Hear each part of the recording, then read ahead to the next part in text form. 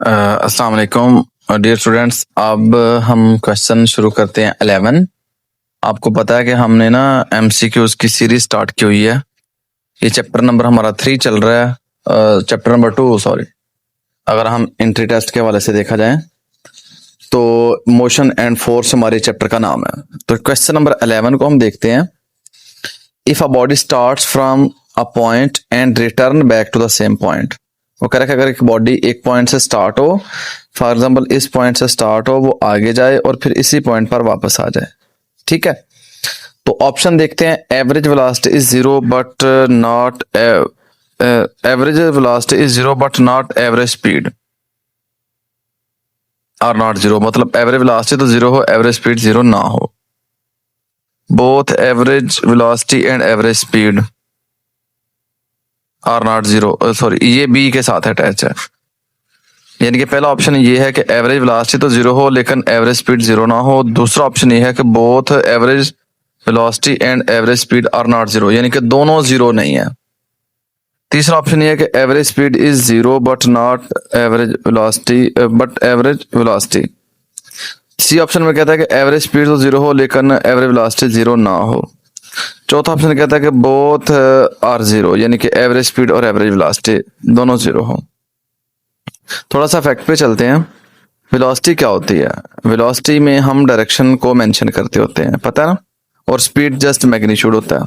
मतलब अगर एक बॉडी यहां से जाता है आगे की तरफ, अगर उसकी वेलोसिटी जाते हुए पॉजिटिव हम लें तो वापस आते हुए उसकी वेलोसिटी क्या होगी? नेगेटिव। तो दोनों को ऐड अप करेंगे तो नेट वेलोसिटी क्या हो जाएगी? जीरो हो जाएगी हमारी। ठीक है, यानी कि वेलोसिटी तो जीरो होगी लेकिन स्पीड जीरो नहीं होगी। स्पीड में जस्ट हम मैग्नीट्यूड मेजर करते हैं और वैसे भी हमें पता है कि स्पीड जो है वो एक स्केलर क्वांटिटी होती है। तो फिर हमारा करेक्ट आंसर क्या होगा? ए वाला, average velocity zero but not average speed. ठीक है, तो फर्स्ट ऑप्शन हमारा करेक्ट है, ए। तो जी ये हमारा पहला ऑप्शन करेक्ट हो गया। असल में ना जो क्वेश्चन को पढ़ने का असूल ये होता है कि आप अपने पहले चारों ऑप्शंस को पढ़ें, मे बी कोई दो ऑप्शन करेक्ट हो। ठीक है, तो हम भी टाइम बचाने के लिए जस्ट सॉल्व कर रहे हैं, लेकिन मैं कोशिश करता हूं कि आपको ज्यादा से ज्यादा अच्छे तरीके से समझाया जाए। चलिए अब हम चलते हैं अपने क्वेश्चन नंबर 12 की तरफ। क्वेश्चन 12 में कहता है कि velocity and acceleration are in same direction when. यानी कि वेलोसिटी और एक्सेलरेशन सेम डायरेक्शन में कब होंगे, ये हमने बताना है। अच्छा जी, ऑप्शन पढ़ते हैं कि velocity of car is increasing on a straight road, कि अगर वेलोसिटी बढ़ रही हो, velocity of car decreasing on a straight road. अगर वेलोसिटी कम हो रही हो, car is running around a corner. अगर कार जो है वो कॉर्नर के अराउंड वो रनिंग कर रही हो, या नन ऑफ दिस। अच्छा, सबसे पहले मेरी बात को आप समझें। वेलोसिटी क्या होती है और एक्सेलरेशन क्या होता है? वेलोसिटी हम बोलते हैं कि rate of change of displacement, यानी कि अगर आप गाड़ी को भगा रहे हैं ना, तो आप किस उस चीज को, यानी कि अगर आप एक्सेलरेटर को पुश कर रहे हैं, अगर आप यानी कि अगर बाइक पे बैठे हैं तो आप एक्सेलरेटर को घुमा रहे हैं, यानी कि आपकी स्पीड बढ़ रही है, तो तब इस चीज को हम बोलेंगे कि अब आप वेलोसिटी में हैं। तो साफ ज़रा जब वेलोसिटी में चेंज आएगा तो फिर एक्सेलरेशन भी प्रोड्यूस होगा। इन शॉर्ट ये कि अगर आपकी गाड़ी की स्पीड बढ़ रही है, यानी कि अगर आप वेलोसिटी बढ़ा रहे हैं, एक्सेलरेटर को घुमा रहे हैं, ठीक है, तब उस केस में आपकी वेलोसिटी भी और एक्सेलरेशन दोनों सेम डायरेक्शन में होंगे, क्योंकि एक्सेलरेशन वेलोसिटी के चेंज होने से प्रोड्यूस होना है। ठीक है, तो यानी कि अगर आप आपकी स्पीड बढ़ रही होगी, आपकी वेलोसिटी बढ़ रही होगी, तब दोनों की डायरेक्शन सेम होगी। अच्छा, अब आपको समझ आएगी। आप फौरन आगे जंप आ जाता है, आप ब्रेक अप्लाई करते हैं। इस केस में क्या होगा? इस केस में आपकी वेलोसिटी कम होगी। जब आपकी वेलोसिटी कम होगी तो फिर एक्सेलरेशन कम हो जाएगा, एक्सेलरेशन का मैग्नीट्यूड कम हो जाएगा। लेकिन आप देखें गाड़ी तो सामने की तरफ ही जा रही होगी ना, तो इस केस में वेलोसिटी और एक्सेलरेशन अपोजिट डायरेक्शन में होंगे। हमने लोअर क्लासेस में पढ़ा है कि जब एक्सेलरेशन कम हो रहा हो तो उसको हम क्या बोलते हैं? रिटार्डेशन। यानी कि अगर आपकी वेलोसिटी कम हो रही है गाड़ी की, तो तब भी एक्सेलरेशन प्रोड्यूस होगा ना। अगर आपकी वेलोसिटी बढ़ रही है तब भी एक्सेलरेशन प्रोड्यूस होगा। तो कम होते हुए जो एक्सेलरेशन प्रोड्यूस होता है ना वेलोसिटी कम होते हुए, उसको हम डिसेलरेशन या रिटार्डेशन बोलते हैं। तो भाई अगर आपकी गाड़ी की स्पीड बढ़ रही है, गाड़ी की स्पीड बढ़ रही है, इस केस में वेलोसिटी और एक्सेलरेशन सेम डायरेक्शन में होंगे। अगर वेलोसिटी कम हो रही है गाड़ी की, यानी कि आपकी गाड़ी की स्पीड कम हो रही है, इस केस में वेलोसिटी और एक्सेलरेशन दोनों अपोजिट डायरेक्शन में होंगे। तो मेरे ख्याल से अब आपको बात क्लियर होगी। तो इसका फिर हम देखते हैं कि करेक्ट ऑप्शन क्या बनता है, कि A option, when velocity of car is increasing, कि अगर कार की वेलोसिटी क्या हो रही होगी, इंक्रीज हो रही होगी, ठीक है, ऑन अ स्ट्रेट रोड। यानी कि अगर वेलोसिटी बढ़ेगी तो तब जो एक्सेलरेशन प्रोड्यूस होगा वो वेलोसिटी की सिमत में होगा। अगर वेलोसिटी कम हो रही होगी तब जो एक्सेलरेशन होगा वो वेलोसिटी के अपोजिट होगा। तो ए वाला ऑप्शन हमारा करेक्ट है, ठीक है, ये ए वाला ऑप्शन। नेक्स्ट है हमारा क्वेश्चन नंबर 13। क्वेश्चन 13 में ये कहता है कि a train take 1 hour to go from one station to another. एक ट्रेन है वो एक स्टेशन से दूसरे स्टेशन तक जाने में तकरीबन 1 घंटा लेती है, ठीक है। It travel 30 kilometre per hour for the first half hour and 50 kilometre per hour for the second half hour. यानी कि पहले इसकी स्पीड हमें गिवन है 30 किलोमीटर पर आवर है, पहले हाफ में 50 किलोमीटर ट्रेवल करती है, ठीक है। सॉरी, पहला हाफ जो वो ट्रेवल करती है ना वो 30 किलोमीटर पर आवर के हिसाब से, यानी कि पहला हाफ जब वो ट्रेवल करेगी ना तब उसकी स्पीड 30 किलोमीटर पर आवर होगी। नेक्स्ट हाफ जब वो ट्रेवल करेगी तब उसकी स्पीड बढ़ जाएगी, 50 किलोमीटर पर आवर हो जाएगी। Find the average speed of the train. Train की एवरेज स्पीड हमने फाइंड करनी है। यानी कि दोबारा स्टेटमेंट को समझ लें कि एक ट्रेन है वो एक स्टेशन से दूसरे स्टेशन में जाने के लिए 1 घंटा लेती है। तो उस घंटे में जो पहले 30 मिनट होंगे ना तब उसकी स्पीड होगी 30 किलोमीटर पर आवर, अगले 30 मिनट में उसकी स्पीड हो जाएगी 50 kilometre per hour. Find the average speed of the train. Train की हमने एवरेज स्पीड जो है वो फाइंड करनी है। अच्छा, एवरेज स्पीड का हमने फार्मूला पढ़ा हुआ है। क्या होता है कि एवरेज स्पीड जो होती है ना वो होती है हमारी total distance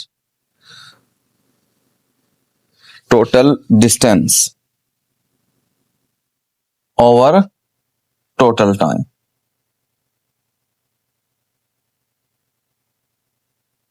total displacement over total time या total distance over total time, ठीक है। तो अगर वेलोसिटी की बात अगर एवरेज वेलोसिटी हो तो फिर डिस्प्लेसमेंट। अब चूंकि स्पीड पूछा गया तो हम डिस्टेंस की ही बात करेंगे। अच्छा, अब देखें, अब हमारे पास ना यहाँ पे 2 डिस्टेंस बनेंगे। कैसे भाई? पहला उसने डिस्टेंस ट्रेवल किया पहले 30 मीटर पर आवर की स्पीड के साथ, अगला उसने डिस्टेंस ट्रेवल किया 50 किलोमीटर पर आवर की स्पीड के साथ, ठीक है। यानी कि हम यहाँ पे जो टोटल डिस्टेंस है उसको कुछ इस तरीके से फाइंड करेंगे कि डिस्टेंस 1 जमा डिस्टेंस 2 ओवर हमारा जो टोटल टाइम होगा वो हम मैं टी से लिखता हूं। अच्छा, S1 हम कैसे निकालेंगे देखें। अगर तो रूल तो ये है कि हम पहले अपना जो भी स्टेटमेंट में वैल्यू है उसको हम SI यूनिट में कन्वर्ट करें। लेकिन आप देखें कि आपकी जो है ना वेलोसिटी वो भी किलोमीटर पर आवर में और आपका टाइम भी किस में है, आवर में है। तो इसलिए हम नहीं कन्वर्ट करते इसको ना। और देखें हमने आंसर भी किस में देना है, किलोमीटर पर आवर नहीं देना। तो जब आप के गिवन यूनिट में ही आपका आंसर आपसे पूछा जाए तो फिर आपको कन्वर्ट करने की जरूरत नहीं होती, ठीक है। वैसे जनरली अगर आप जब न्यूमेरिकल को सॉल्व करते हैं तो वो हम SI यूनिट में कन्वर्ट करके ही सॉल्व करते होते हैं। तो देखते हैं अभी क्या बनता है। हमें पता है S बराबर VT होता है ना, तो V1T जमा V2T, ठीक है, ओवर T। T तो हमारा टोटल टाइम है ना जो 1 आवर है। अच्छा, V1 कितनी है हमारी, पहली वेलोसिटी 30 और पहला टाइम कितना हमारा, फर्स्ट टाइम जो है, अच्छा पहला आधा घंटा है ना, तो आधे घंटे अगर कंप्लीट आवर तो हम उसको 1 आवर लिखते हैं। अब हाफ आवर है तो हम इसको क्या लिखेंगे, 1/2 H, 1/2 और तो 1/2 क्या होता है 0.5। फिर इसी तरीके से T2 हमारे पास कितना है, T2 यानी कि सेकंड डिस्प्लेसमेंट हम कैसे निकालेंगे, V2T कर लें या T2V कर लें, एक ही बात है। तो T2 भी हमारे पास क्या आएगा, चलो पहले मैं वेलोसिटी को लिखता हूँ, 50 है दूसरी वेलोसिटी और यहाँ पर भी हाफ आ रहा है तो हाफ हाफ को 0.5 से लिखेंगे और टोटल टाइम हमारा कितना था 1 आवर। ठीक है 1, चलो मैं इसके साथ आर लिख देता हूँ। ऊपर वाले को जब हम सॉल्व करेंगे ना तो ये बनेगा 15 और ये बनेगा 25 और नीचे बनेगा 1, तो ये बन गया 40 किलोमीटर पर आवर, यानी कि एवरेज स्पीड हमारी क्या आ गई 40 किलोमीटर पर आवर, यानी कि हमारा बी वाला ऑप्शन जो है वो करेक्ट हो रहा है। तो अब बी को करेक्ट कर देंगे। ठीक है, तो मेरे ख्याल से आपको बात की समझ आ गई होगी। ठीक है, चलिए जी नेक्स्ट क्वेश्चन के पे चलते हैं। क्वेश्चन नंबर 14 इंटरेस्टिंग है, इजी है question. Two projectile are fired at different angle with the same magnitude of velocity. वो कह रहा है कि दो प्रोजेक्टाइल है उनको हम डिफरेंट एंगल से फायर करते हैं लेकिन वेलोसिटी सेम है। अच्छा, मैग्नीट्यूड भी क्या है, वेलोसिटी का मैग्नीट्यूड सेम है और रेंज भी सेम आती है, यानी कि दो प्रोजेक्टाइल है उनको हमने फायर किया है सेम वेलोसिटी के साथ लेकिन एंगल डिफरेंट है और उनकी रेंज सेम आ रही है। At what angle might they have, वो कह रहा है गैस करें कि ये एंगल कौन से हो सकते हैं। हमें पता है कि हमने टॉपिक पढ़ा हुआ है अच्छे से, हमें पता है कि जो रेंज होती है ना वो 45 डिग्री पे मैक्सिमम होती है, कि जो रेंज मैक्सिमम होती है वो 45 डिग्री पे होती है। तो हमने पढ़ा था कि 45 में अगर हम इक्वल एक्सीड करें, फॉर एग्जाम्पल हम अगर 15 को ऐड कर दें θ1, अगर इसको मैं कंसीडर कर दूं और इसमें इक्वल कमी करें, ठीक है 45 में इक्वल कमी करें, तो इन दोनों एंगल पे जो हमारी रेंजेस आएंगी ना वो सेम आएंगी। अच्छा, ये क्या बन रहे हैं 60-30, यानी कि जो 60 पे आप रेंज निकालेंगे वो और जो 30 पे रेंज निकालेंगे वो आपकी क्या आएगी, सेम आएंगे। ठीक है, बात समझ आइए ना। यानी कि अगर 45 में हम 10 का इजाफा कर दें और 10 की कमी करते हैं, 10 का इजाफा करेंगे तो 55, 10 की कमी करेंगे तो 35, इन दोनों एंगल पे जो आप रेंज चेक करेंगे ना वो सेम होगी। अब हम अपना आंसर देखते हैं कौन सा बनता है। उसने 35, 75, 35 यानी कि 10 की कमी की गई है लेकिन इजाफा ज्यादा किया गया तो ये इनकरेक्ट है। 10 एंड ये भी इनकरेक्ट है। 25 एंड 65 देखें 20 की कमी की गई है और 20 का इजाफा किया गया तो ये हमारा करेक्ट आंसर होगा। मेरे ख्याल से आपको बात की समझ आ गई होगी। ठीक है, तो ये हमारा करेक्ट आंसर है। आपको सॉल्व करने की जरूरत नहीं है, जस्ट ये पता हो कि 45 डिग्री में, सिर्फ 45 डिग्री में और कोई एंगल नहीं, 45 में इक्वल इजाफा करें इक्वल कमी करें तो आपकी जो रेंजेस हैं वो सेम आएंगे दोनों एंगल में। अच्छा, क्वेश्चन नंबर 15 है नेक्स्ट। ये थोड़ा सा है हमारा सॉल्व करने वाला नहीं है, मैथमेटिकल थ्योरेटिकल क्वेश्चन है। अ शेल इनिशियली रेस्ट, पहले एक शेल था वह रेस्ट पे था, explodes into two pieces of equal message. वो कह रहा है कि एक शेल था वो इनिशियली रेस्ट पे था, वो तबाह फटता है, दो पीसेस में टूट जाता है इक्वल मैसेज में। The two pieces will be, वो कह रहा है कि पहले रेस्ट में था, फटने के बाद भी उसके दोनों पीसेस रेस्ट पे होंगे। नहीं, गलत है। Move with different velocity in different direction, different velocity से डिफरेंट डायरेक्शन में जाएंगे। अच्छा, ये हम देखते हैं कौन सा फिर ठीक आता है। Move with same velocity in opposite direction, move with same velocity in same direction. अच्छा, हमने पढ़ा हुआ ये ना टॉपिक है मोमेंटम वाला, वहां से ये क्वेश्चन लिया गया मोमेंटम वाले टॉपिक से। तो भाई हमने वहां पे पढ़ा था कि अगर आपके पास law of conservation of linear momentum में कि आपके पास अगर एक शेल है वो मिड एयर में एक्सप्लोड होता है यानी कि फटता है, तो उसके जो पीसेस है ना अगर 4 बनते हैं तो चारों एक दूसरे के लिहाज से अपोजिट डायरेक्शन में जाएंगे। चारों का अगर इनिशियल मोमेंटम 0 है तो फाइनल भी 0 आना चाहिए। यहाँ पे 2 पीसेस हैं तो देखें इनिशियली रेस्ट पे हैं तो इनिशियल मोमेंटम 0 होगा ना, पी आई क्या होगा 0, तो पी एफ भी क्या होना चाहिए 0। तो ये कब 0 होगा, मोमेंटम का फार्मूला होता है P बराबर mv और ये v वेलोसिटी है, मोमेंटम एक वेक्टर क्वांटिटी होती है।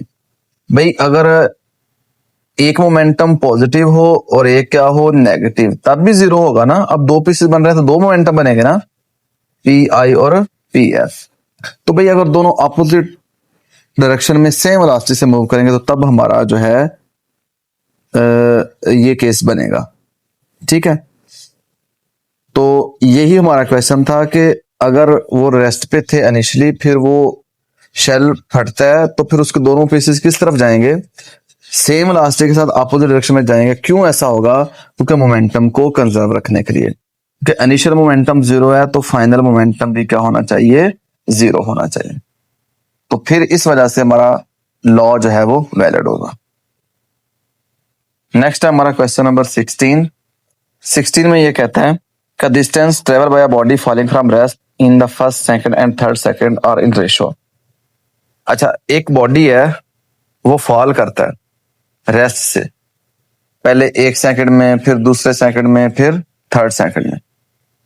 तो डिस्टेंस की रेशो फाइंड करनी है। Simple question. जब बॉडी गिर रहा है ना, मतलब हाइट से गिरता है ना, ठीक है, तो हमें पता है कि जब बॉडी हाइट से गिरता है, प्रोजेक्टाइल मोशन में हाइट से गिरता है, तो उसका वर्टिकल डिस्टेंस बनता है, जिसके लिए हमने फॉर्मूला पढ़ा हुआ है 1/2 g का स्क्वायर। तो अलग अलग टाइम फ्रेम है, पहला सेकंड है, फिर दूसरा, फिर थर्ड, तो हम तीनों का अलग अलग डिस्टेंस निकालेंगे। ठीक है सर, यहाँ पे थोड़ी सी समझने वाली बात भी है कि बॉडी था रेस्ट पे, फॉर एग्जाम्पल ये हाइट थी, यहाँ पे बॉडी था पहले रेस्ट पे। अच्छा, फर्स्ट सेकंड में यानी कि यहाँ पे रेस्ट से किस में आएगा? फर्स्ट सेकंड में वो यहाँ पे फॉर एग्जाम्पल आता है, फर्स्ट सेकंड हो गया। फिर क्या होगा? फर्स्ट सेकंड गुजरने के बाद दूसरे सेकंड के लिए नीचे आएगा, तो फिर दूसरे सेकंड के बाद तीसरे सेकंड में नीचे आएगा। अच्छा, ये हमने पहला सेकंड तो हम इजीली कैलकुलेट कर लेते हैं कि 1/2 9.8 ज़रब 1 का स्क्वायर, तो ये मेरे ख्याल से हमारे पास 5 आ जाएगा, y1 आप कैलकुलेट कर लीजिएगा। अच्छा, पहला जो था ना वो तो हमने इसलिए कैलकुलेट कर लिया कि वो बॉडी पहले रेस्ट पे था। अच्छा, अब फर्स्ट सेकंड से वो किस में जाएगा? सेकंड में, यानी कि 0 से रेस्ट से फर्स्ट सेकंड, रेस्ट के बाद उसने पहला सेकंड जब उसका टाइम गुजरा तो वो नीचे आया, फिर पहले सेकंड के बाद दूसरे सेकंड में आएगा। ठीक है, अब जो हम दूसरे सेकंड में उसका डिस्टेंस निकालेंगे ना, वो कुछ यूं निकालेंगे, वो हम निकालेंगे y2 बराबर 1/2 g का स्क्वायर, ठीक है, और -1/2 g 1 का स्क्वायर। ठीक है, अब ये मैं इसको ना करता हूं, इसको मैं प्लेन जगह पे सॉल्व करता हूं। यानी कि y2 जो हम निकालेंगे ना वो इस तरीके से निकालेंगे, 1/2 g 2 का स्क्वायर -1/2 g 1 का स्क्वायर, क्योंकि पहले सेकंड के बाद वो दूसरे में आएगा। ठीक है, तो फिर हम इन दोनों का डिफरेंस लेके दूसरा जो डिस्टेंस है वो निकालेंगे। तो 1/2 9.8 t2 2 का स्क्वायर है ना, तो 2 का स्क्वायर क्या बन जाएगा? 4। चलो हम 2 का स्क्वायर लेते हैं, ये हमने कैलकुलेट किया हुआ है पहले, ये मेरे ख्याल में हमारे पास आ चुका है 5, 1/2 g 1 का स्क्वायर। ठीक है, ये बनेगा हमारे पास 20 -5 2 to 4। ठीक है, 4 से को आप 2 से काटेंगे 2, तो ये कैलकुलेटर सॉल्व करेंगे 20 आ जाएगा, ये हमारे पास बन गया 15।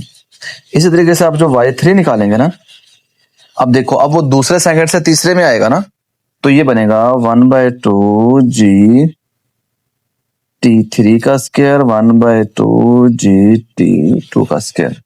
अब फर्स्ट सेकंड को मैं t1 ले रहा हूं, दूसरे को t2, तीसरे को t3। अच्छा, 1/2 9.8 3 का स्क्वायर, और ये t2 निकाला हुआ है हमने, अब 1/2 g t2 का स्क्वायर। ठीक है, ये कितना आया था? 20। ये वाला। अच्छा, तो ये हम इसको जब सॉल्व करेंगे तो ये आएगा 45 -20, तो ये बन जाएगा 25। अच्छा, पहला क्या आया था? 5, दूसरा क्या आया था? 15, तीसरा क्या आया? 25। यानी कि हमारे पास क्या बन गया? 5, 15, 25, तो ये कट जाएंगे ना, 1, 3, 5, तो ये सी वाला आपका ऑप्शन बन जाएगा करेक्ट। तो समझ आ गई है ना बात की?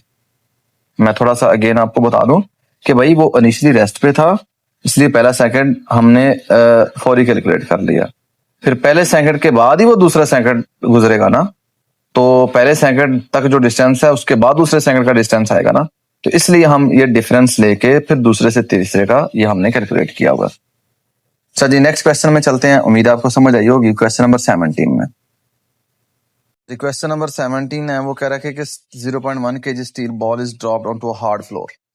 एक स्टील का बॉल है, इसको हम हार्ड फ्लोर के ऊपर फेंक रहे हैं और वो फिर वापस आ रहा है बॉल टकरा के।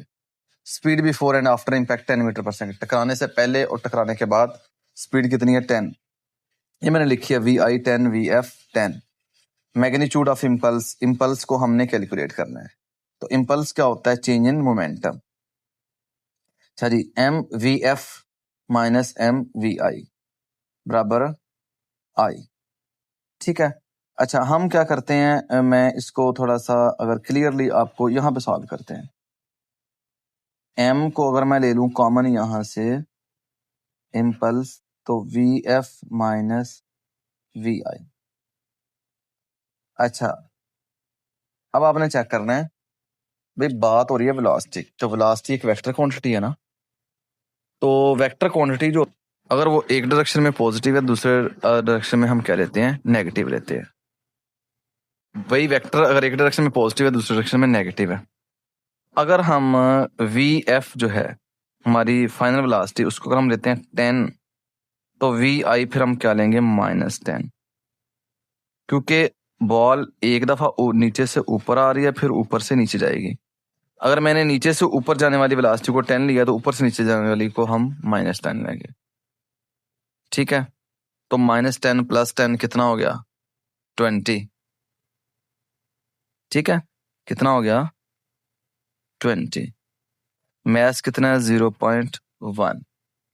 तो मल्टीप्लाई करेंगे तो क्या बन जाएगा? 2। तो इम्पल्स हमारा कितना हो गया?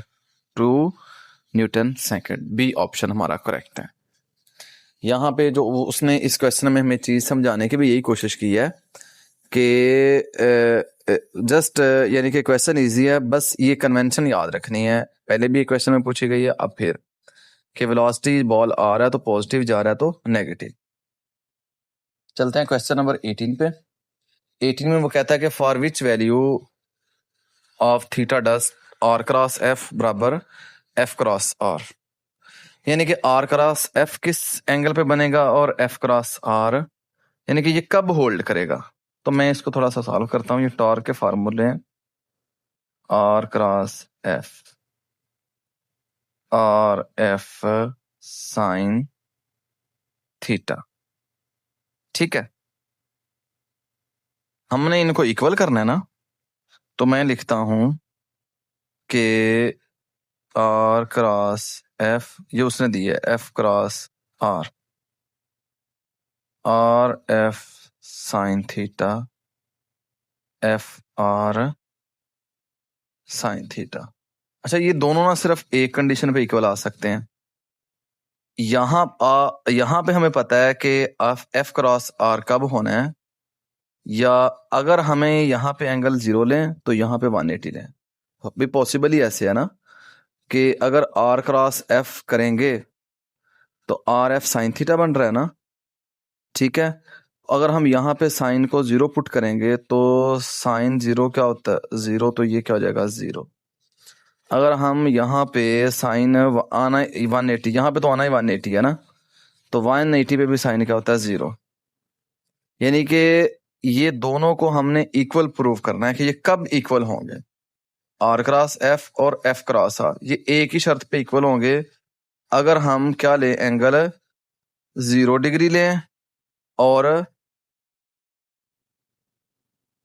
तो ये 180। तो इसमें थोड़ी सी करेक्शन कर लें, ये बोथ A एंड C नहीं आएगा, बोथ A एंड B, यहाँ पे B आएगा। यानी कि 0 और 180 पे ऐसा पॉसिबल है ना। ये क्वेश्चन थोड़ा सा कंफ्यूजिंग है। उसने, मैं फिर से बोल दूं कि उसने पूछा ये है कि भाई R क्रॉस F और F क्रॉस R ये कब होल्ड करेगा, for which value of theta, कि किस वैल्यू पे होल्ड करेगा ये। ठीक है, तो भाई ये अगर 0 पे होल्ड कर रहा है तो ये 180 पे होल्ड करेगा। ठीक है, अगर ये 90 पे होल्ड करेगा तो ये 270 पे होल्ड करेगा। ठीक है, तो उसने हमें 90 दिया नहीं है, तो फिर 0 और 180 आएगा। ठीक है, क्योंकि हमने पढ़ा है क्रॉस प्रोडक्ट क्या होता है, A cross B, A B sine theta और B cross A minus B A sine theta.